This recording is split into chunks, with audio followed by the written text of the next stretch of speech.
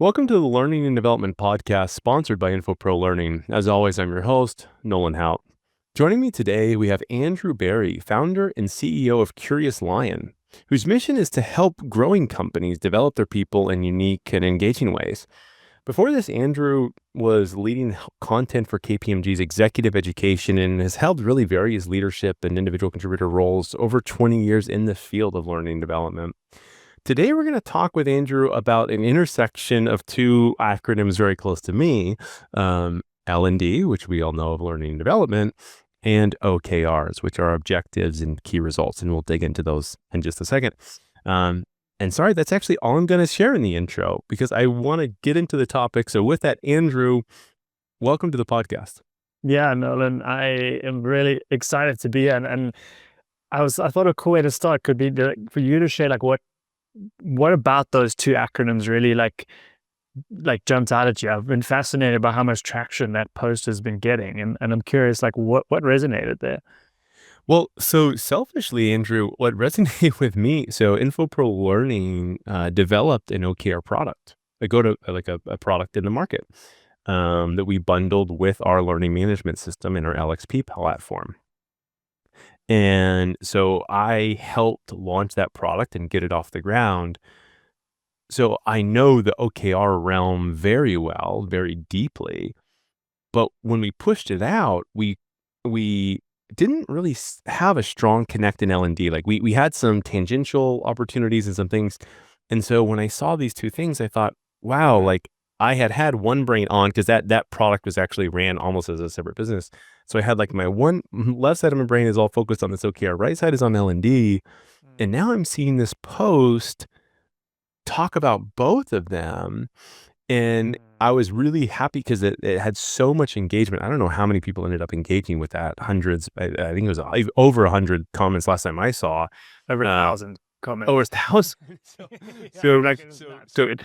So really, and it was a really happy moment for me actually because Infopro and myself, I've always felt that there's no point of doing a learning program unless you can measure the impact of that thing, right? You have to spend, you want to see the outputs of those. So I always thought those two things should connect really, really closely, but I didn't sense a lot of like traction about actually trying to do that, right? Because a couple companies had tried to connect performance management to LMS, and it didn't really go well or too well. At least it was like 5 years ago. So that's what drew me to it. Yeah, I love that. I want to maybe learn more about that product if it makes sense in the conversation today. But you're the host. Where do you want to go from here? Well, first, Andrew, we can't let you come on without learning more about you. I mean, you run your own business, obviously, and but you didn't start that. You didn't just one day. You had quite a bit of time at KPMG, as I mentioned. You had various roles. So help us just better understand your origin story. How did you get started? What led you on this path? Eventually, ending up with kind of connecting the performance to learning via OKRs. Yeah.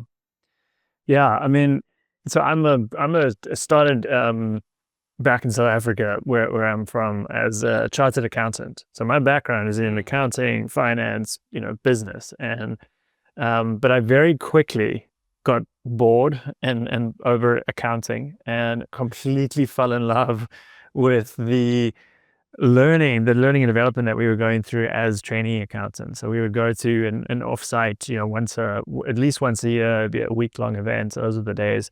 And I was just like, I want to go and do what those guys are doing, like the facilitators that we had. Yeah. Like that was, so I figured out, I did everything I could to basically get that job at KPMG, and I got that. I moved from Cape Town to Johannesburg, and I got to spend 3 weeks every month traveling to some part of the country teaching, right, to like other trainees and then partners eventually. And it was awesome. I absolutely loved it. And I fell in love with the field of, developing potential, right, which I think something you and I share in common. And so speed up the story, I got transferred from Johannesburg to Montvale, New Jersey, and then eventually the New York office of KPMG. And I spent about 12 years there. So working internally and then externally, like you mentioned, selling exec ed. And so I got a little, again, like kind of back into the business side of it, trying to, how do we pitch these events? How do we sell this to clients? But and then I left KPMG. I always wanted to start my own thing, but I got this awesome stepping stone. Friends of mine had started a business in the hospitality industry doing high production value training for all the big hotel brands, right? So they then headquartered in Geneva, and then I helped them open a New York office and became head of learning for that company. They were later acquired by Ecolab, and so I got to experience this world of like high quality production, like video based stuff, and I learned all about that.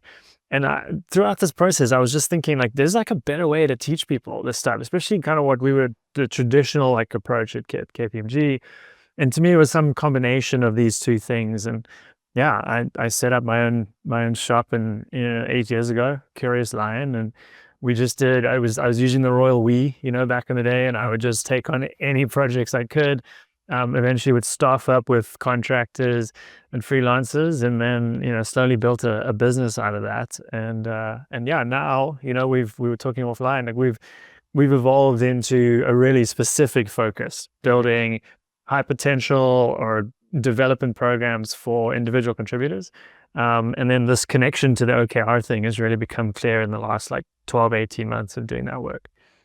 So let's talk into that. That's what led us to this, Yeah. you and I connecting. And so, there's a post from Andrew Barry, and I'll just read it to you. I finally found a way to connect L&D to business results. Most L&D reporting stops at surveys and attendance. Useful? Sure, but disconnected from business results and invisible to the CFO. Here's the opportunity.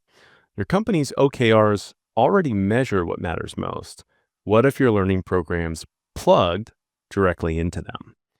So that was the post you made, and you had offered, some advice, and we'll get to that at the end as a good takeaway. But before we get into this concept, there's a lot to unpack there. Let's just start at the highest level. Yeah. For those that don't have OKRs in their companies and maybe are completely, I've never heard of that before, help us understand, what are OKRs? What is their role in measuring what matters, to steal from the founder? Start with that, and then we'll kind of dissect this bit by bit. Yeah, that's a really good starting point, because I also actually realized in doing the post that not everyone knows what an OKR is, but everyone has the equivalent in a business. And it's essentially, OKR stands for objective and key results. So it's the business priorities. It's the vision for the business, but expressed in the specific outcomes that the business is going for. The actual term OKR is kind of evolved out of Silicon Valley. John Doerr is the credits as kind of the main, if anybody wants to go down that rabbit hole, like of their origin. But how I like to think about it, almost everyone in L&D is familiar with KPIs, right? So like those things we mentioned, like satisfaction, like scores, right? That's an example of a KPI. KPIs are like vital signs, right? So like, blood pressure, heart rates, like that kind of stuff. And that's an important thing to have in a business. An OKR is like an exercise plan, right? So it relies on the KPIs to know. KPIs and key results are kind of similar. Yeah. But the exercise plan has a future goal, right? I want to be able to run a marathon or set this time in a half marathon or whatever that is. And then the key results is like the signals you will use to know that you've achieved that goal, right? And so you can see KPIs can kind of plug in there. Yeah. So those that are more familiar with KPIs, and if you go deep into this rabbit hole, you will be, murdered for telling people that KPIs and OKRs have any similarities, because people really don't like to make that analogy. But end of the day, so to simplify it, objective and key results, they're actually two different things. You have an objective, which is your goal. Yeah. Your objective. I want to run a marathon. Right. Your key results are kind of like the KPIs, if you would, that will help you determine what would you need to do to be able to hit that marathon. Yeah. I want to be able to run 20 miles. I need to eat, less junk food, eat. But the key component is, one, is connected to this objective, and two, it has to be very measurable. Like that is the key. You have to be able to measure the outcome of this thing that you're doing. And again, it's very forward looking. Yeah. And again, there's so much nuance, but we're not going to get into the nuance, because there's unbelievably large amounts of nuance that get done there. Let's talk about how they connect to learning. Yeah. Where did you start to see this intersect? Yeah. And how is it so valuable? Yeah. Yeah. So if you just to simplify all of that, think of it as the business priorities, right? Like named Yeah, good business point. priorities. Yep. Yeah. And so we started about 18 months ago running these programs for ICs at the request of a client. Like as I'm sure you know, and anybody like And ICs is individual contributors for those that are not good point. in the Good field. point. Yeah. And actually technically it's experienced individual contributors. So this is like your 4 to 6 year tenure. And so this client came to us, and again, I think this is an important point for people. Like I didn't just come up with this as like, oh, this was this like, it was like, the clients were looking for this. And so after having done this for 18 or so months, we kind of started realizing, oh, a lot of companies could think like this and probably will start to think like this. And we can get into that, but I think that's an important point why people should be focusing on ICs specifically, because experienced ICs, because of AI and things like that, they're going to become way more valuable as we go forward. But AI enables people to do way more on their own. And I think that's something to think about when you start to realize like people can become huge contributors and impact the business in ways that they don't need to manage people. Right. So, but anyway, we can come back to that idea. But we were building these programs for ICs, and it was focused on the challenges they were going through. And it was all really framed around driving more impact on their own. So there was things like decision making was slow. They were having meetings about meetings, and like a lot of it came down to like cross-functional collaboration, communication, being able to influence without authority, like those kind of skills, which again, because I believe ISCs are going to become more valuable, more irreplaceable, are skills that I think companies should be prioritizing. So that was the genesis of it, right? But then we started to think, and these were all cross-functional. So we had people from products, from marketing, from customer success, from sales, like all across the business, legal, finance. And I started to notice in our breakout room. So we'd teach them we'd teach like how to ask better questions is one of the modules, right? So like helping people understand customers, each other, that sort of thing. And so they go into these breakout rooms and they'd start talking to each other, and they come out and there'd be comments like from like someone in, customer success and be like, I now finally get why legal is such a jerk sometimes. Like, like I understand now, I see their perspective. And I started to realize that we were not only delivering value by teaching them these skills, but we were actually delivering value by building a network. And people were like getting an understanding of different functions, understanding of each other. And then I realized that these people work on the same projects, and a lot of those projects are framed as priorities or OKRs. And so these skills were helping them directly influence the outcomes of those projects and those OKRs. And so, yeah, basically then started to pitch that idea with our client, and they were really interested in it. And I'll end this by saying the idea is incredibly nuanced, as you've said, and there's a lot of a lot of edge cases, and it doesn't always work in practice as simply as that. Like pick an OKR, run the thing, right? There's like different, so it's a lot more layered, but you can legitimately show business impact or contribution as an L&D person if you follow this approach to tying your programs to OKRs. Yeah, and kind of what I tell people is an interesting concept. Depending on and what makes it nuanced is the way that orgs implement OKRs is different in every org. But if you almost just remove the acronym and you look at it more in a simple term, and you say, we have highly influential projects that have measurable outcomes attached to them.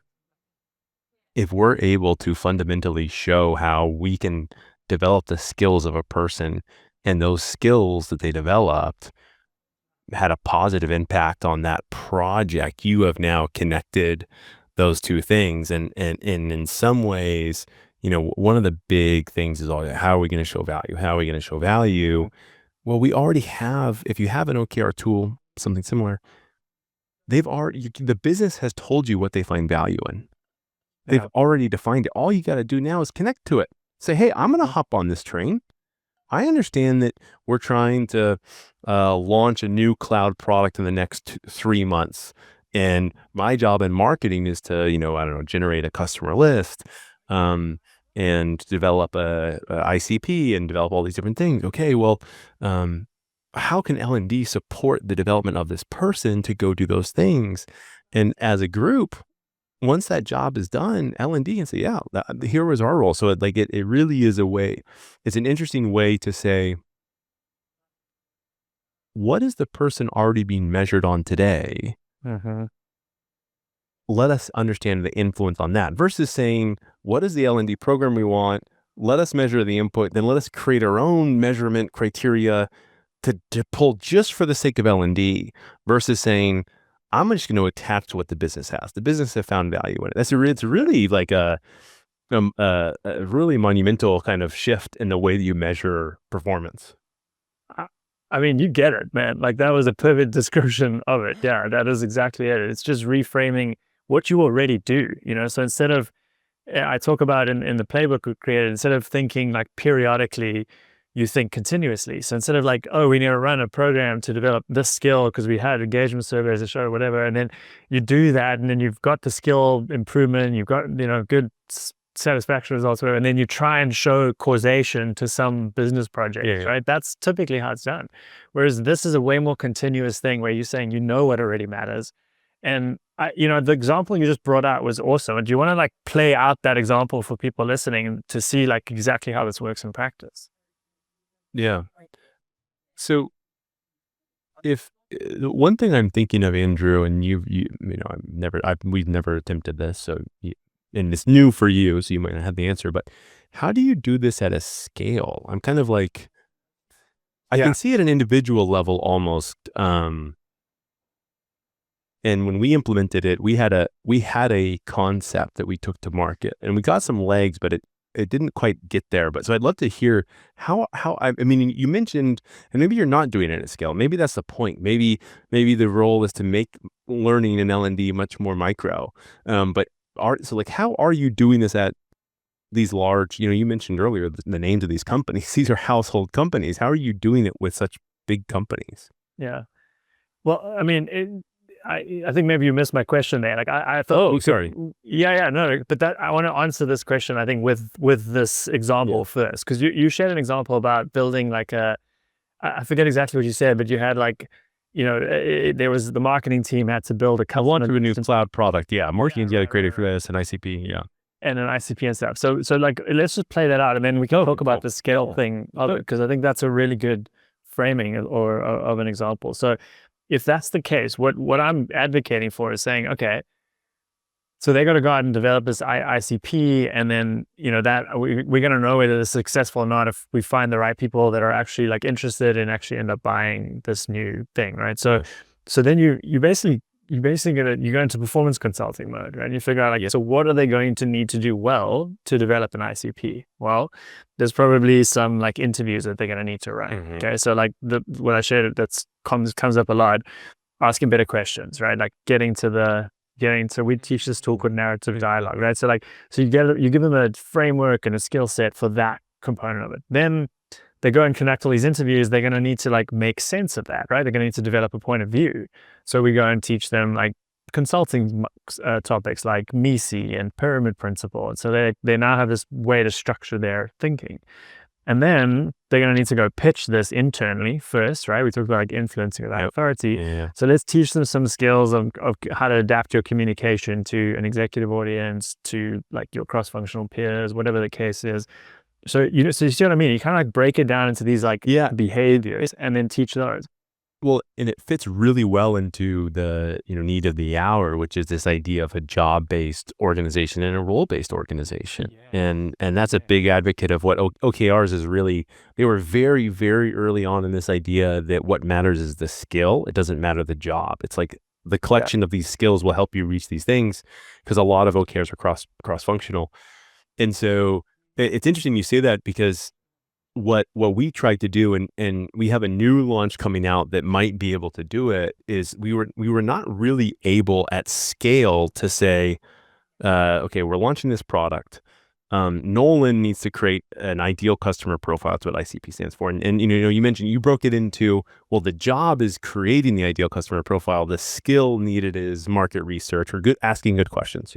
That's the skill, is communication or asking good questions. Right. Um, so but then how does Nolan might not recognize that, right? Nolan just sees the job. Nolan doesn't see the skill. And so where we try to, or where in the latest launch, where we're trying to push this is, can AI interpret what the OKR is and translate that to a nearest skill of somebody? And then offer them up. Okay, here's I see one of the OKRs is to create an ICP, which okay, we know based off of the structure that's going to require asking good communication skills. Okay, let's do two things. One, let's first measure how good Nolan has done at this job before. Maybe he's a 10 out of 10. That skill is already high. So I don't actually need to give him that. But if it's a 0, Nolan does a lot of things really well that he's going to need to do this. Of the skills that he needs to do this job this time, one we want to press is this other, is just this one. So that's how we were trying to do it. Again, the first iteration was a very heavy manual input. First, have Nolan have the self-realization to go choose his own skills that are needed. Then the second was have the manager do it. But where we're landing on now is the AI recommend, but human has to verify. So some platforms, I think like Eightfold is really focused heavily into the AI take the wheel. I think Gloat and the codes are kind of going that way, but we and maybe that's what ends up working. But for us, we feel at this point in time, the best way to do it is to have AI give you that recommendation, but then have the human, Nolan's manager or whoever, Nolan himself, maybe even say, okay, I can sign off that this is a skill Nolan needs. Because I don't know, unless you have this platform, how are you able to, so we talked about Nolan, right? So Nolan is one person in the function, but now there's 10, 12 other people in the function attached to this one job that, launching this new cloud product. Are you, in practice, are you seeing like one L&D person is a kind of attached to this OKR, like as you said, as a performance consultant, and actually working with everybody? So we talked marketing, or maybe they're working with finance, maybe they're working with whoever else. Is that how you're seeing it play out, or have you not gotten to that next level? Are you saying like the L&D person? I think I understand the question. The experiences we've had with it is that the L&D people, the L&D teams we work with tend to prioritize manager development. So they're kind of totally focused on that. And so this was, I think, especially with this one client, like a very forward-thinking client saying, we also need to think about this IC population. And so can you come in and kind of run that for us? And so what they've done is just they've been the selection mechanism for like the 25 people that go through our cohorts. We've done like 5 of them now. So they're identifying the 25 people each time to go through. Does that answer that question? Yeah, it does. So at that 25, so let's assume, you're now trying to do this for 125. Yeah. What would the structure, if I'm an L&D person right now, I'm nodding my head, I'm saying, Andrew is super smart, I'm tracking, I want to do this, but I want to do it across 125 people. Yeah. Is it like how do you structure yourself in a way to do this? Yeah. So this gets to the scale question that so I guess, so this is great because I think now that people have got a picture of what this looks like. So you've identified these 3 things, and this is, so we're going to get these 25 people skilled up in those 3 skills, and they're going to be working on that OKR. My argument, first of all, is thinking about scale first is one part of the equation, but it's often the only thing people think about. So I have this concept where, like, right, there's a floor that you need to raise when you're running an L&D function, and then there's a ceiling. Okay, so there's floor raising stuff is super important as well. Like onboarding is a great example of floor raising. Everyone needs a certain level of understanding to be able to ramp. And so this good floor like manager development as well can also be like some floor raising stuff. Like, okay, we need them to give better feedback, right? But like to really move the needle, even in that feedback example, to raise the ceiling, in other words, for people, you can't give them generic training. You can't solve 1,000 people's problems. You've got to raise the ceiling, you've got to solve individual people's problems. And the best way we found to do that is through cohorts. Because of going back to that example as well you shared, so Nolan might be really good at asking questions. Okay, so yeah, like I like the idea actually of using AI as like a selection, part of the selection criteria. Yeah, It's awesome. part of it. Yeah. But I think another thing is like what we found is like it's having Nolan in a cohort of people that are 3s and 4s out of 10 on that. It can actually be like, it's a really good learning experience for the 3s and 4s, obviously, but can actually be a really good learning experience for Nolan, who's a 10 out of 10 already, because he becomes like a mentor basically for people in the cohort, right?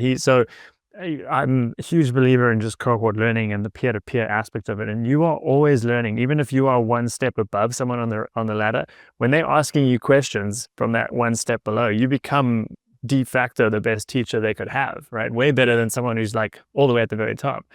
And so, because you know what their context is, you know what they've been through.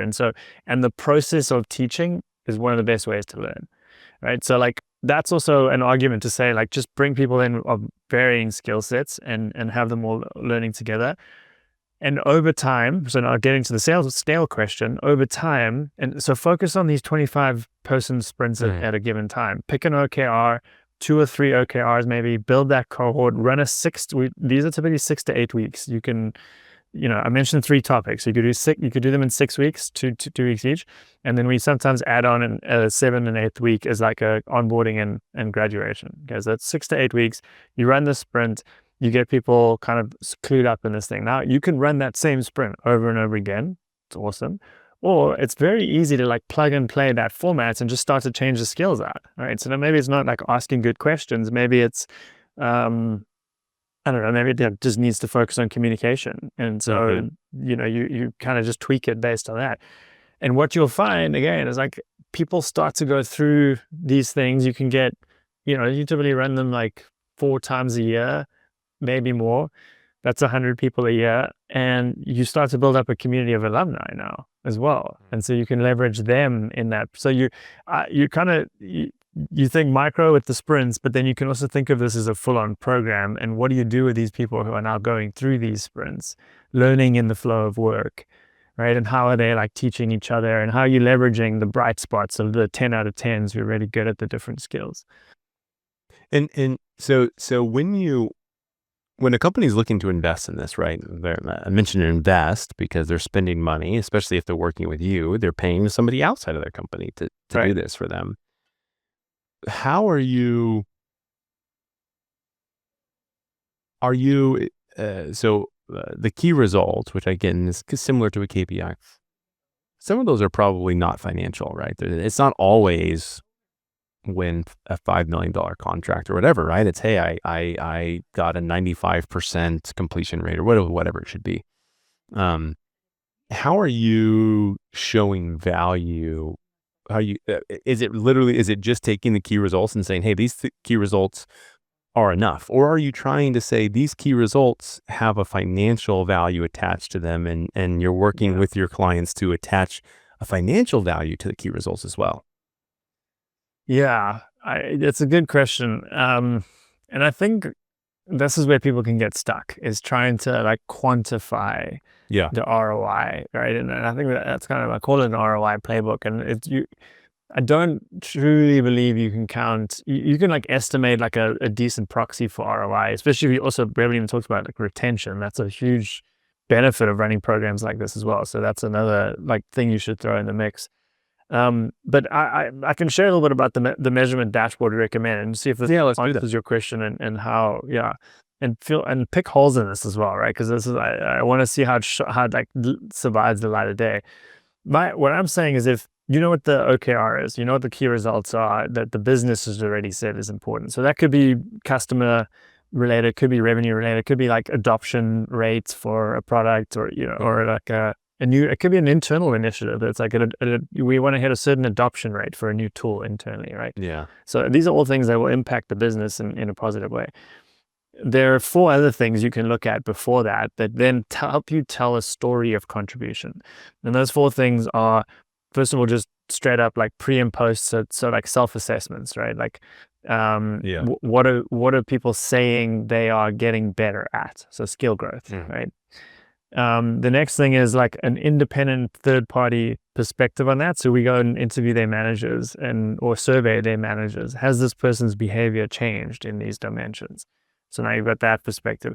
The third is examples of real world application. So and this is my favorite part, you interview all the participants. Like, we told you this framework for interviewing and asking better questions. How have you used that? And then you get these stories of like, oh, I was on this customer call and I was like, how, what? So I used how, what questions. And yeah, like it just got like a whole another perspective on that client, and it led to that. And you get like these really nuanced, detailed stories, right? Yeah. So now, like, you've got this bulletproof business case here that you are impacting the actual project that you picked.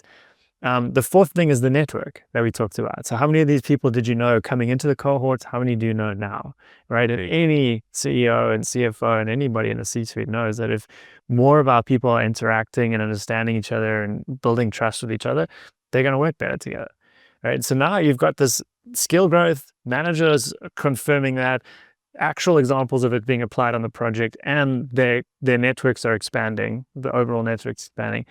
How could you not be contributing that to that OKR, right? Yeah, so that's a good.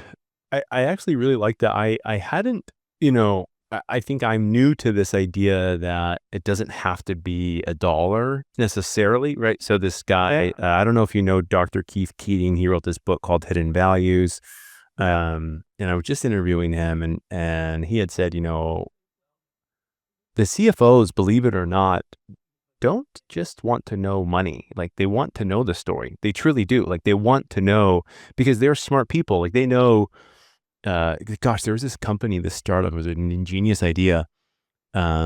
He found the correlation between when somebody leaves an organization, Mm-hmm. what they found that like it can be a catalyst for many others.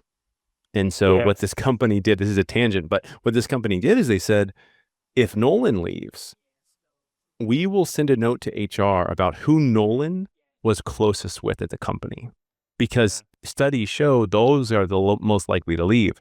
That Now, is, yeah. if we take a look at the inverse of that, and we say, if we're talking, especially if we're talking like a high performer individual contributor here, there's tremendous value tied up in these people, and expanding that network of like who they know Yeah. is a great value. And I think so. I like the idea, actually. I'm coming around on this idea now. I would say I would prefer, I'm just like that. I'm a pain in the ass, I guess. But like, I would prefer to say, sure, great. Well, what value could you possibly attribute to this network of 10 people sticking along, right? Yeah. Well, if Uh-huh. we just take the average attrition is 20%, if we cut that back, if we save one person's salary, we're going to save 100 grand.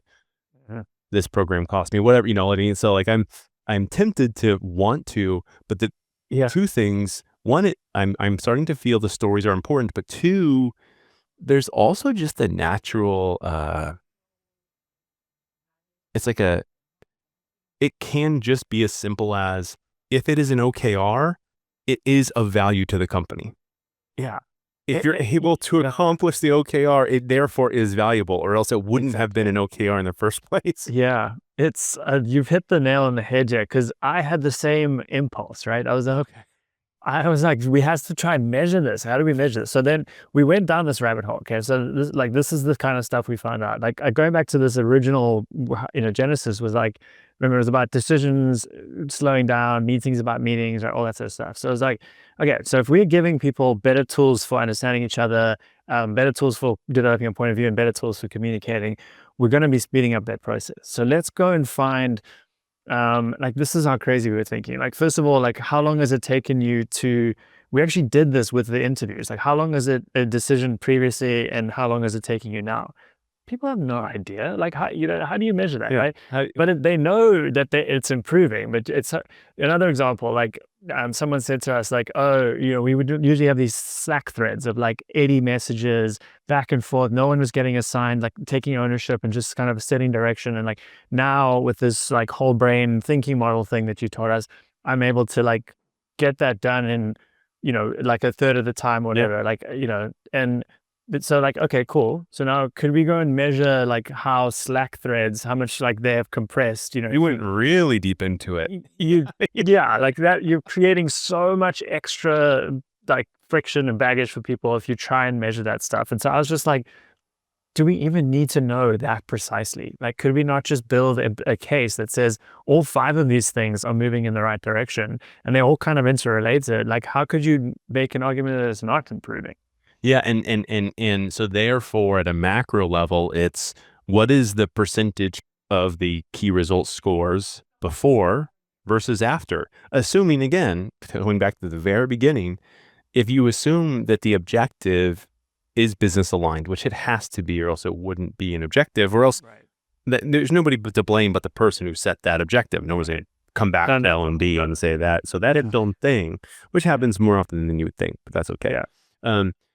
So then the key results, you have these 3 measurements. I really do think it's as simple to say, we influence these 3 things, and what was the, what is the baseline score of a key result that's not attached. And the great thing about, so those that aren't really deep into OKRs, with the way a lot of orgs structure it, at a simple OKRs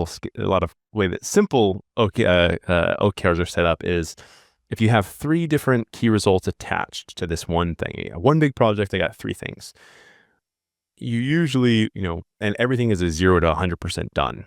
And so you kind of have an aggregate score of this objective. It's not necessarily always the same, but you can say what percentage complete did they get. So it doesn't necessarily always need to be, oh, well, last month or last quarter, I was measuring an OKR that was really focused on sales. This time it's the same people, but they're focused more on project management. It doesn't really matter because it's all focused on, well, this was important and these were the metrics that were defined, that should work. So over simplification, one thing I want to pick your brain on, because I thought I was very adamant about this, but it took a lot of rework to do. And so I guess the market will tell us if they like it or not.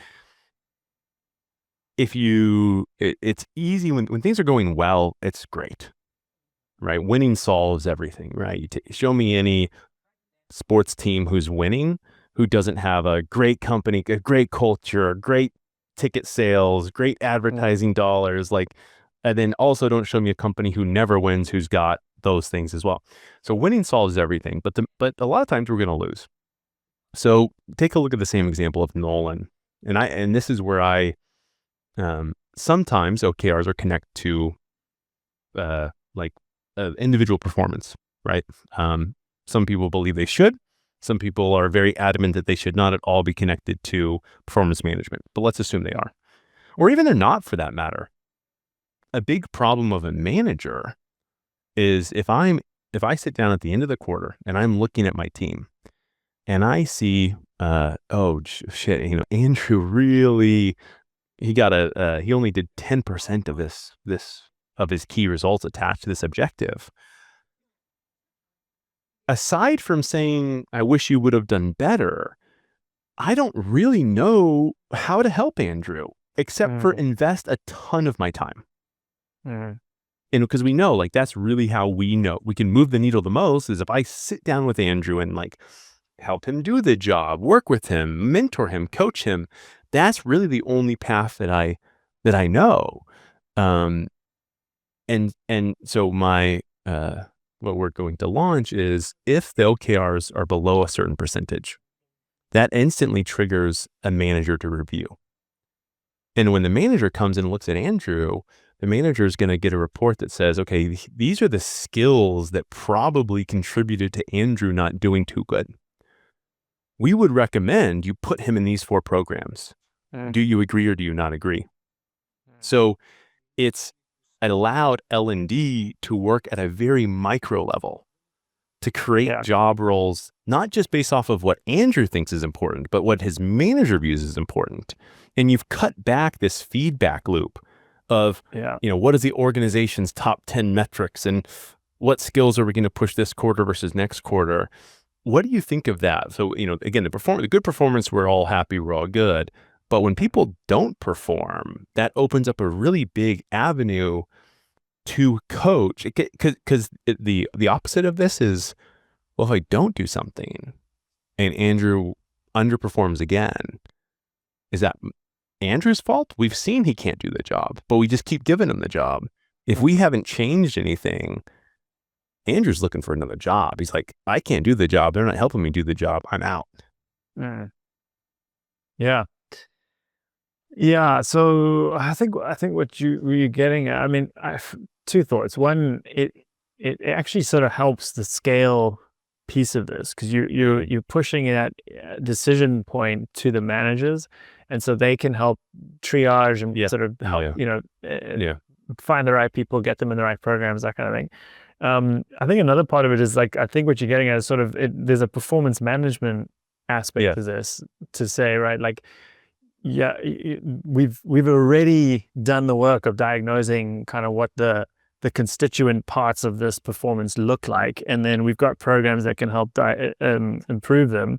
Um, yeah, I mean, I don't know. My thought goes that you have a way to hold people accountable now. It's like, all right, like, you got to go and develop this, and you can then start to lean on some of those other things of pre and post self assessments. Are you getting better at this? What does your manager say about that? They become a key part of this. And so, yeah, I mean, I didn't really think about it like that, but I think that's an interesting use case for this type of approach. Yeah. Because I've always felt that that's where I mean, it's one of those interesting things where L&D has an impossible job. Be everything for everyone, Yeah. right? Be the marketing consultant, be the sales consultant, be the project management consultant, be the compliance consultant. And so, me and L&D, I go to the head of marketing and I tell them what skills they need. Yeah, okay, they're not, you don't know what you're talking about here. So it was actually, the biggest thing was like a way to empower the person who doesn't know anything about like they don't know learning. Mm-hmm. So we're going to simplify it and allow L&D to then take the lead once they get that input. Right now, I'm getting rich feedback of exactly what I need to deliver to my workforce, and I'm getting it at the end of every cycle. And since it's attached to an objective, I know the company values it. Mm. Yeah. So, Yeah. anyways, interesting. Yeah. So where I doubt, I know this is as we started with, OKRs themselves are a very nuanced conversation. Anytime we're talking about performance and measurement within L&D, there's a lot of nuance, and there's no like exactly right way to do it. I think it was a really sound advice you said of like, if you just look to make something perfect, you'll just never do something. Yeah. Sometimes progress over perfection is really what you need here. And so if you're listening and you're thinking this just seems too complicated, I would say we're talking a lot about a lot of different edge cases. There is so much progress. Like the smallest progress is huge in terms of the results that it can have on performance. So don't let any of these kind of edge cases scare you away. Get started, do something, try to connect attach yourself to one objective in an organization, one OKR. If you have OKRs, attach yourself, talk to somebody that owns it and ask them, how can I support you with this, and see what happens. So one thing I want to do is simplify that. But the other thing I want to bring up, Andrew, so in your post that I referenced at the beginning, you were giving away a tool to help people. Tell us a little bit about what that is and where they can get that tool. Yeah. Yeah, so it's a playbook for this, right? So it's like a lot of just step-by-step explanation of what this is, and then a bunch of examples of from real clients we worked on, and then like a fictitious example to kind of illustrate it as we walk through it. But I will say, as the post started to gain traction, I went and started to put a lot more effort into that playbook, because I was like, oh shit, like people really, really want this thing. So what started as like probably 4 or 5 pages of like something pretty decent to follow. I was like, I need to ramp this thing up. Yeah. I sent it out to some people I trust, and they gave me some really good feedback, and I just beefed that thing up. So it's now like 14 pages, and it's really solid, and I think they've helped me improve it a lot, and I think it's now a lot more valuable. But again, it's a starting point. I think you make a good point there. It's when you put this playbook into play, and it's like a game, like in football or whatever, right? Like you match day, like it's very different. Like someone hits you in the face, and it's like so that's going to happen. And you have to, yeah, you just have to trust the process, and trust that you know how to do this. You're in L&D, you're in it for the right reasons, and it allows you to do what you do really well, which is help people move the needle, help people reach their potential. And so I think if you focus on that, you will, you will. When we first did this with this client, we got a negative NPS on the first time we ran it. Like, I just want to say that to people, that you might not get this right the first time you do it. Yeah. That client trusted the process. They gave us a chance, and they said, look, if you can turn it around in this cohort. So we had 2 more chances for that. We'll keep going with this. And we did that. But yeah, like when it meets the light of day, you're going to get pushback. And just trust the process, go back to the basics in that playbook, and repeat. It's an iterative process, I think, is what I'm saying. Very, very good advice. And where do they get the playbook again? Yeah, so it's currently we're pushing it out on LinkedIn. So if folks want to, I think you put my LinkedIn in Yep. the show notes or something. Yep. If folks want to click on that there, just send me a DM. Tell me you want the playbook, and we'll get it over to you. Wonderful. And it's for those listening, it's Andrew Barry, like the name, not the fruit, Barry, and Curious Lion is the company. So type in Andrew Curious Lion, you'll find it. If not, we'll have it everywhere for you to click and download. Well, Andrew, thank you so much for giving us time. This is Friday at 4:30 p.m. your time. I think you're in the East Coast. So I always like to let my listeners know when somebody has stayed on a Friday afternoon to talk with us. I feel like you should get extra bonus points for that. So thank you for joining us, and thank you for joining us on a Friday afternoon at that. Yeah, Ben, thanks for having me, and I really enjoyed this conversation. Thank you. Bye.